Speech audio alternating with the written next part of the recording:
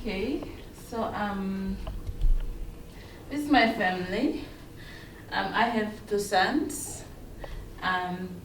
Isaac is the one, eldest, and Solomon is the youngest. And my husband there, he has his arms around my son. And on either side of him are my nephews.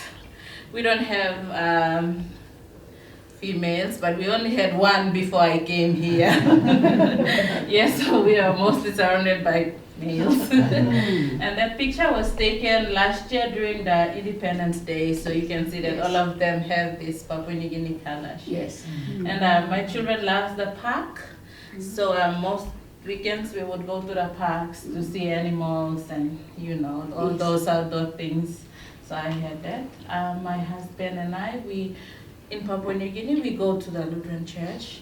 We go to church because, everything happens because of God. And we are humbled because we know that God is there. That is why we are there. And every blessings come from Him. So Papua New Guinea, the leprosy mission started in Papua New Guinea in the 1950s. And the office was in Madang. That's the northern part of Papua New Guinea. That's where I come from, actually, from Madang. And then in 2017, the office shifted to Port Moresby. That's the southern region now. And because the shift happened because right now most population of leprosy is in the southern region. So around Port Moresby and then Gulf and all that. So actually, leprosy was seen eliminated in Papua New Guinea in 2000, but there were 6 provinces that still had high cases of leprosy.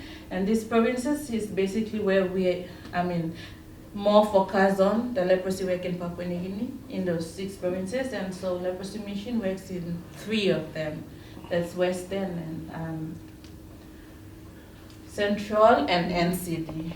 Okay, so the mission of leprosy mission is to transform lives by defeating leprosy. That's the mission of the leprosy mission, the big organization. And that's a vision, and the mission is following Jesus Christ and breaking the chains of leprosy and giving life in its fullness. So most of our activities in the field and in the office, we would always do it in a way like a Christ-like manner, and in most of our work we would love to show love. Yeah.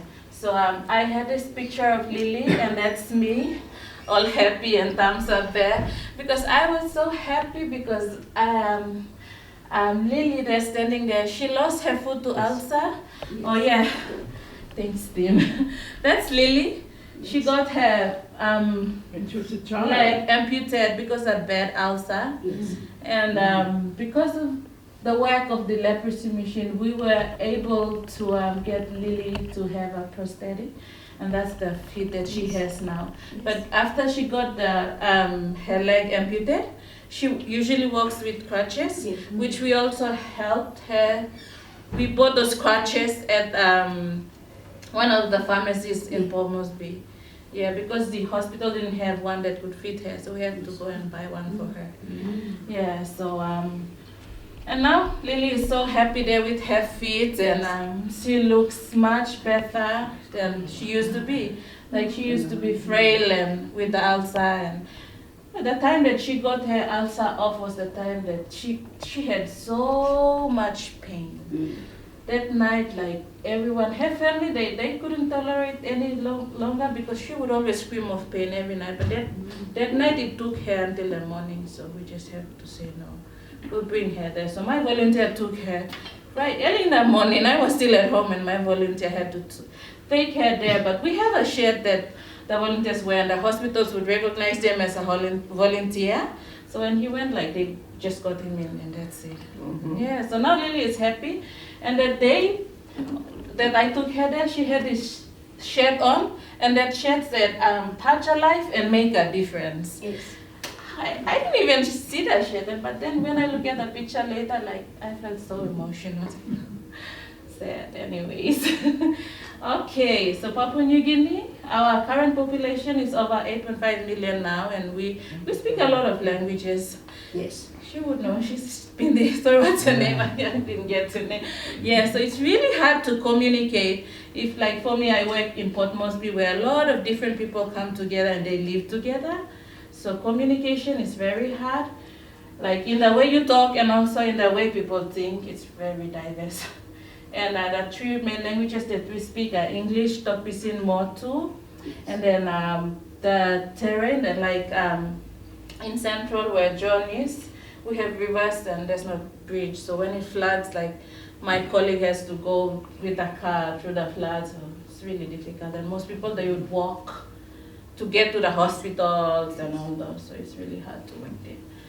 Okay, so what is leprosy? So leprosy is a bacteria, like it's caused by a bacteria, and the bacteria affects the skin and the nerves, and it's spread through coughing and sneezing.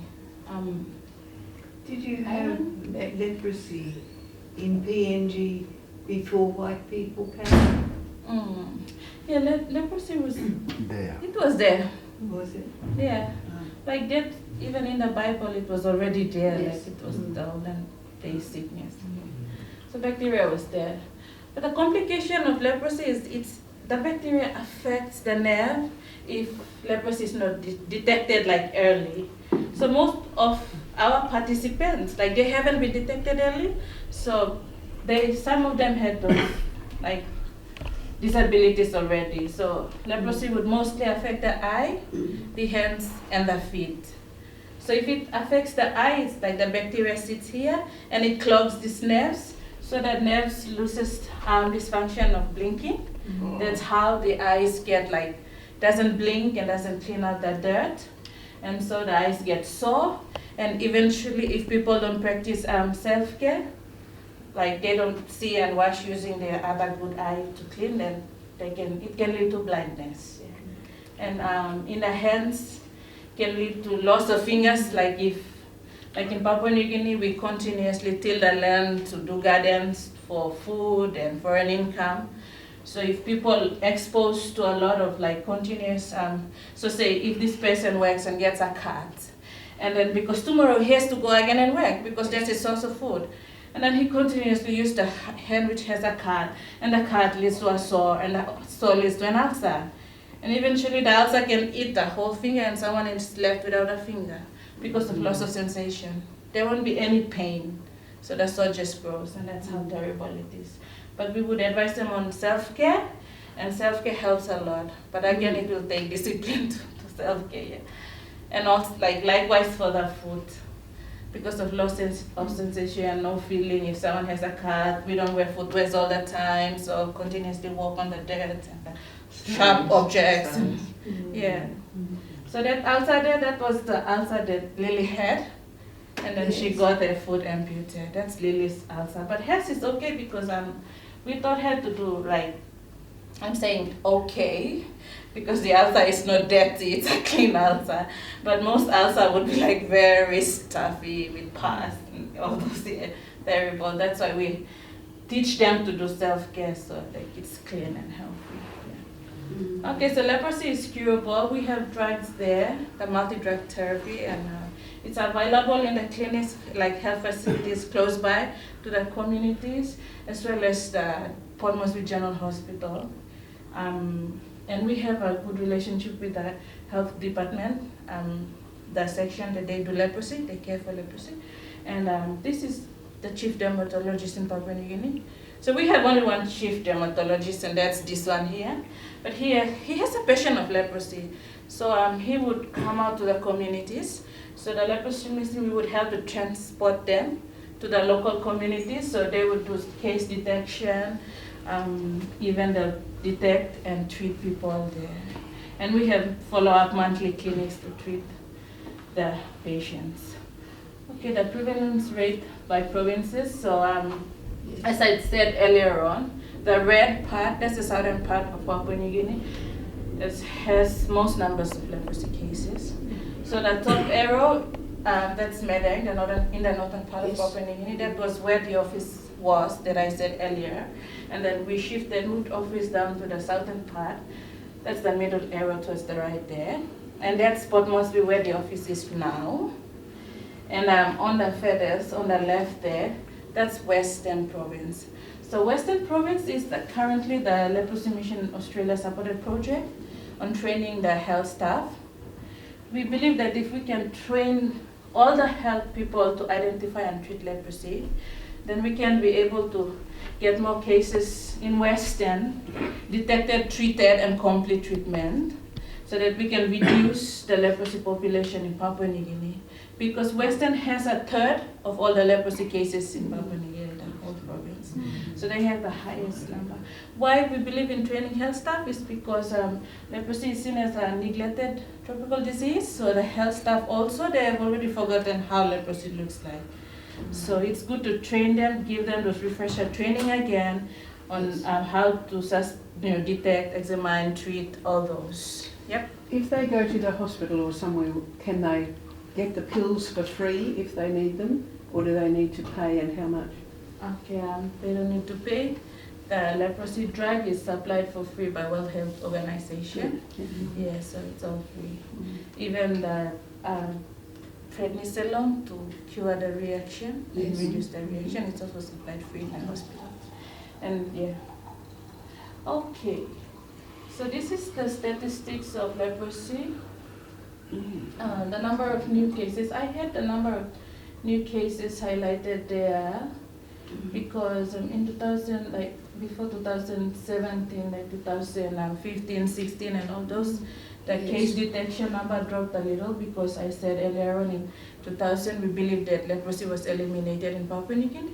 But because the 6 provinces that still have high rate of prevalence of leprosy, we started work in 2017 when we moved to Port Moresby with the health department. So that is how the number started escalating again, the number of leprosy detected, yeah. And most of the cases that came to be detected are like highly infectious. So MB cases are the most highly infectious. They are the cases that they can transfer the bacteria.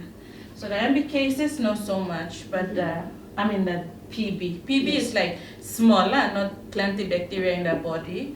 But MB is like there's a lot of bacteria in the body already. So most of the cases are already highly infectious when they came to be detected.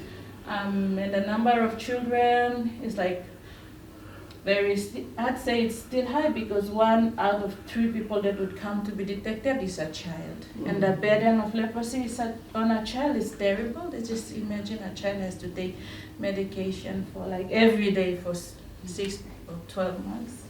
Yeah.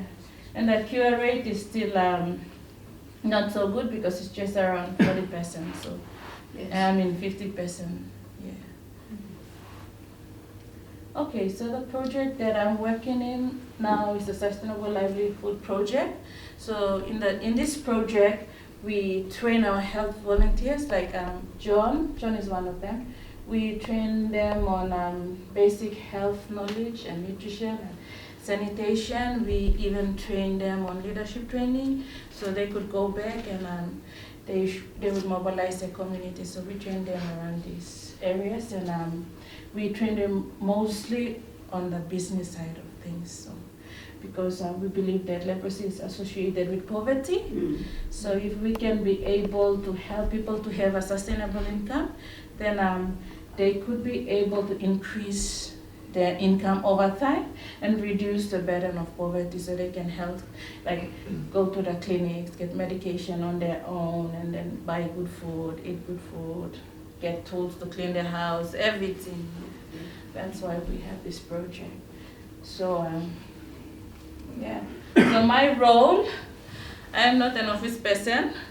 My office is in the community. So I'm mostly out in the community and I work with my volunteers. My volunteers are people that are wearing green t-shirt there, those 2 ladies and the 2 gentlemen at the back. And I supervise them, I mentor them, I train them, and then I go to the field with them and we work together. So we would suspect people affected by leprosy, take them to the clinics. We would be there during the monthly clinics, helping the health staff to do the books, give them the treatment, all those at the clinics. And then in the community, we would mentor them in the little businesses they do, help them to see how much they make, what are their expenses, what they cut on to save money and all those. And yes, get the savings and bank in that bank. Also, I was saying bank, the project has a seed capital that we keep in Women's Microbank. Is the bank that we partner with to have that money. So if leprosy people would want to increase their income generation activity more, they would get a loan and then build their stock and so improve their income. So that's how we support them. And getting around the bank thing, like most banks that we wanted to have this partnership, they didn't like us. We went to all those commercial banks and those big banks. And they didn't like because they were afraid the leprosy people would go and transfer the bacteria to the other customers. So we would have meetings with them, and after that they said, okay, we'll email you later and tell you what we decided after we talked with everyone else. And obviously we would know that the answer would be a no when the email arrives there. But when we went to Women's Microbank, they never said, look, we'll send you an email. They said, look, you come and just do up the agreement and we'll sign. Yeah, just like that. And then that's how we have this good relationship with them. But they would also volunteer for their staffs to come out to the communities to open accounts. Lovely. So it makes it like really good. In some instances, they come out to collect savings as well. Yeah. Excellent. Yeah, that's it. So we've had a lot of successes that we have improved lives and helped people to increase their businesses, like Yvonne is one of them. But we also have a lot of challenges. And basically for me, in those settlement areas, they would live like their income is like on a daily basis. So they would do a little bit of sale and they'll get money, and that's how they live on this money. So if mostly their income level is around $5 a day, that's what they get mostly. And if it's a good day, they do a good sale, would be $10 a day. But then they have food to think of, school needs for the children, clothing, everything like that. So if I am going there and telling them to at least have a saving, how can they decide to save when they have all these pressing needs to attend to with their money? So that's our challenge now, to getting their, like psychologically, getting them to think that if I save a little, then I can get more later. Yeah. It's more like thinking that there's positivity. Yeah. Okay, so I talked around where I work, that's around the city, and Elias, my colleague in maroon shirt there, wearing maroon shirt, he works outside of the city. So it's like the office is somewhere here and then he drives there to work. That's where John is, John's village is. So John would come and speak about his experience, but his experience is like what we do in the central province, the rural part. Yeah. Thank you. Well, as Winnie said, before I put my pictures out there, I have to, when we came to Australia, we went around all the places around here. It's our first time to go around here. But what I saw, all those gatherings we had was under a shelter of church gatherings place, we were there. So that was, God's hand was working in my part there, in my area, in my community, from people praying over the nation. I had all those pictures with good pictures there for people to see. That's my family there, that's my wife, and the man with red there, he used to work for the Leprosy Mission, and every time she comes, every month she comes and visit us, and we walk around. That's my brother with his leprosy, Edward. Edward is my big brother. Because of him, and I became working for leprosy as a volunteer in my community there. That's leprosy giving us medicines, gumboots there with bandages, all those things in my place here. That's my big brother. As Winnie said, Leprosy Mission trained us to look after our money, save money, how to look after our community, to run business also. That's where Leprosy Mission came to help us in my community there. That's where they came in. We opened passbook in my community there. The lady with green, light green in the middle, that's she used to work for Leprosy Mission also. And these two other guys, they are from Women's Microbank. As Winnie said, they train us how to run business, small business, and to look after a community. That's where my place is. I used to sell diesel and petrol, Yes. Zoom in my community there. We have a national highway in front of my area there, so I used to sell those things. After that, I got a loan and I built my shed there. I bought a compressor, generator, all those things, and now my tire service is running. And that's where my business is running now. That's my wife. She used to run her table market also on the side of the road. Yes. So that's where we bring our communities and my families, we used to work together. That's where Leprosy Mission is supported us in that area there. My brother used to be, Edward used to be a hand crabber. He used to hunt for crabs. So Leprosy Mission came and taught us how to get a basket, and we can get a crab and put it in a basket. So we can look after it there. So Edward won't go out long way to look for crabs. So that's what Leprosy Mission came and did in my community there also. That's my village there, that's my community. They're all working for that, on that project there, crop farm project.